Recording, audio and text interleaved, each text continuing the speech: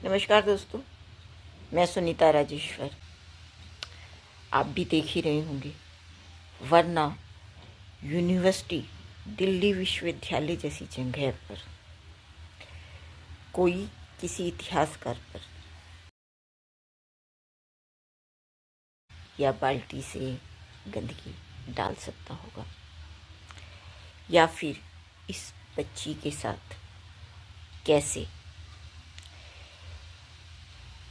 इस हद तक कोई गिर सकता होगा कि मारा मारी भी खुद करे। अरे ये क्या कर दिया?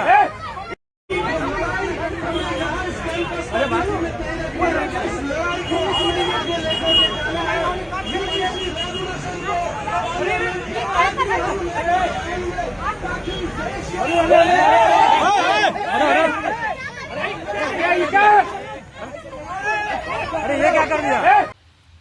गिरा भी दे और उसके बाद उसी बच्ची की, पीड़ित बच्ची के ही कपड़े उतरवाने की बात। क्या हुआ? नेता बन रही थी ना। उससे भी ज्यादा शर्मनाक ये हुआ कि थाने के अंदर नेहा और अंजलि नाम की जो आयशा, वो भी पुलिस स्टेशन के अंदर, इतनी हिमाकत किसकी हो सकती है? बहुत खतरनाक स्थिति है ये। यहाँ बात लेफ्ट राइट विंग की नहीं है, बात सही और गलत की है, बात महिला हक सम्मान की है। किसी वामन महिला को, दलित महिला के सम्मान पर वमन करने का अधिकार आखिर किसने दिया?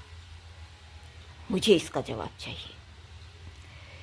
दलित महिला भी महिला ही होती है, उसे भी ससम्मान देश में जीने का हक है। फिर खुद ही धक्का देकर गिराओ या पुलिस स्टेशन तक में कपड़े उतरवाओ तक कहने की हिम्मत कैसे हुई? जरा सोचो, बाहर इस बच्ची का क्या हाल हो सकता था? क्या किसी हम जैसी दलित को सही और गलत को गलत कहने का भी कोई हक नहीं? कि फिर कोई दलित महिला नेता बने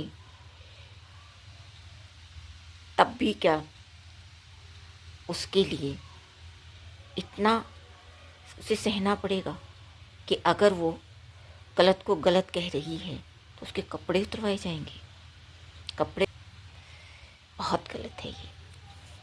और अगर इस तरह का हो रहा है तब समझा जा सकता है कि स्थिति कितनी गंभीर है। युद्ध स्तर पर इस पर विचार किया जाना जरूरी है। जातीय वैमनस्य समाज में किस हद तक फैला है, ये हम और आपको समझने और सुलझाने की ज़रूरत है। अब रोहित वेमुला की बात चलिए छोड़ देते हैं। सामाजिक ढांचा सांचा इस तरह से बना है, संविधान ने तो हमें बराबरी का हक दिया हुआ है, लेकिन ये जो है तनुप्रिया झा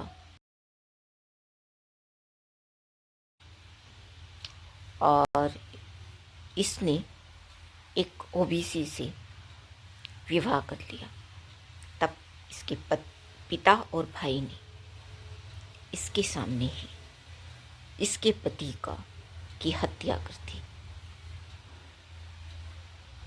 ये मानसिकता क्या सही है?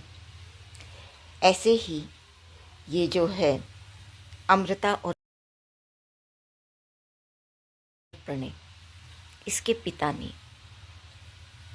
करोड़ों की सुपारी देकर प्रणय को इसलिए मरवा दिया क्योंकि वह दलित था और इसके बावजूद कि इसकी जो बेटी थी वह प्रेग्नेंट थी। अब इनका बच्चा भी बड़ा हो गया है। ये एक और दलित जाति की हैं, अनीश और दीप्ति। अनीश यूं अच्छे पद पर था, ये सभी पद पे ठीक ठाक थे। इसके बावजूद उसकी हत्या सिर्फ इसलिए कर दी गई क्योंकि वो दलित था और उसने एक सवर्ण जाति की बच्ची से शादी करने का जुर्म किया था। तब समझिए कि हमारे समाज में कितना जातीय भेदभाव है, कितना वैमनस्य है। ये जो बच्ची है, तनुप्रिया झा है, अमृता है, हाँ, ये भी अपर कास्ट हैं, लेकिन इन्होंने थोड़ी सी हिम्मत जुटाई तो इन्हीं के सगे संबंधियों ने इन्हीं के पतियों की उसकी आंखों के सामने उसकी कैसे हत्या करवा दी। ये भी नहीं सोचा कि ये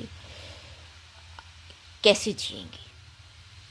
ऐसे ही अगर जो अपर कास्ट का लड़का हो तब शादीशुदा होने के बावजूद तो छुड़वा भी दिया जाता है, लीगल रिलेशन भी बनवा दिए जाते हैं, और तो और हत्या करवाई जाती है या कर दी जाती है।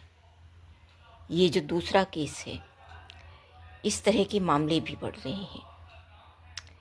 हाँ, जो भी अपर कास्ट की हिम्मत जुटाते हैं उन्हें इस तरह की समस्याओं का सामना करना पड़ता है।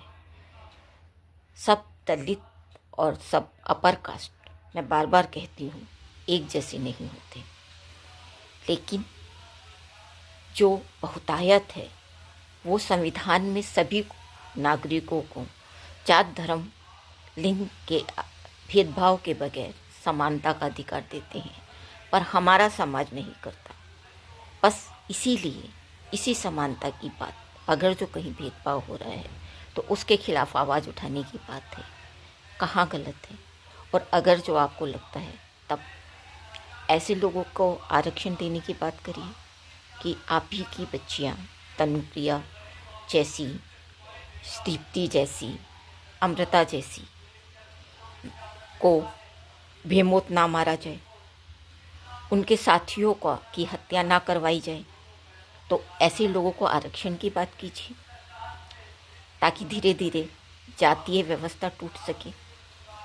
आप लोग तो जो थोड़ी सी हिम्मत जुटाकर इस तरह का दुस्साहस करते हैं अंतर्जातीय अंतर धार्मिक विवाह करने का, उन्हीं के पार्टनरों को मरवा देते हैं या उन्हीं को मरवा देते हैं। फिर बताइए कहाँ क्या किया जाना चाहिए, कहाँ क्या सही है और क्या गलत है। सिर्फ ब्राह्मण और दलित की जात ढोए जाना ही सही है? क्या सही है और क्या गलत है, आप बताइए। जातीय भेदभाव कैसे टूटेगा, आप बताइए। यही एक सही तरीका है कि यूजीसी के ज़रिए अगर कुछ इस तरह का आया है ताकि फिर लोग थोड़ा सा रुक कर, थोड़ा सा ठहर कर कुछ कर पाएँ। लेकिन हाँ, कहीं पर भी गलत हो रहा है,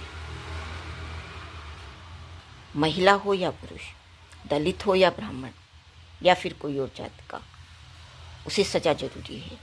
लेकिन इस तरह से अगर यह बच्ची गलत को गलत कह रही थी तब कपड़े उतरवाने की बात, महिला सम्मान कहाँ है आप लोगों का? बस इसका जवाब दीजिए।